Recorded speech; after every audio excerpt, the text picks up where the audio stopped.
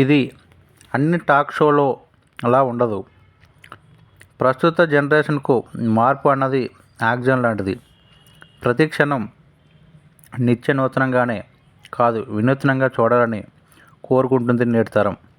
మామూలుగా interview talk షోలు అంటే ఈ ఇద్దరు ఎదురెదురుగా పద్ధతిగా కూర్చోవడం నుండి నడుస్తూ మాట్లాడడం వరకు చూసాం.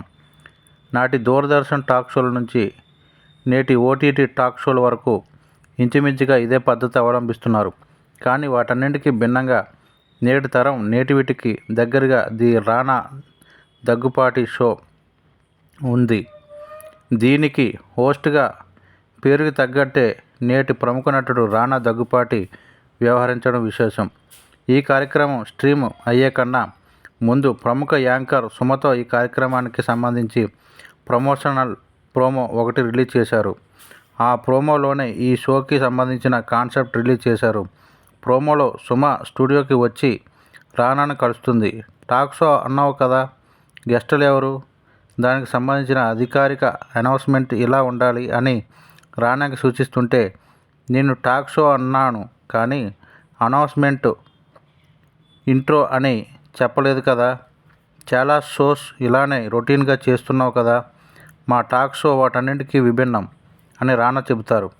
రానా అన్నట్టే ఇప్పటిదాకా తెలుగులో వచ్చిన టాక్ షో సాంప్రదాయాన్ని the Rana Daggubati show break చేసిందనే చెప్పాలి. ముఖ్యంగా ఈ షోలో రానా హోస్ట్ అనే కంటే వచ్చిన గెస్టులతో ఫ్రెండ్లీగా మూవ్ అవుతూ క్యాజువల్గా షో నడపడం చాలా బాగుంది. ఈ షో మొదటి ఎపిసోడ్లో భాగంగా ప్రముఖ తెలుగు హీరో నాని, హనుమాన్ ఫేమ్ తేజ సజ్జా, నటి ప్రియాంక మోహన్ అతిథులుగా వచ్చారు. వారిని షోలకి పిలవడం దగ్గర నుంచి వాళ్ళతో మాట్లాడడం, ఆటలాడడం అంతా సరికొత్తగా అనిపిస్తుంది. ఎదుటివారి అభిరుచిని కనిపెట్టడం మీడియాలో దర్శకులకు తెలిసినంత మరెవరికి తెలిసుండదు.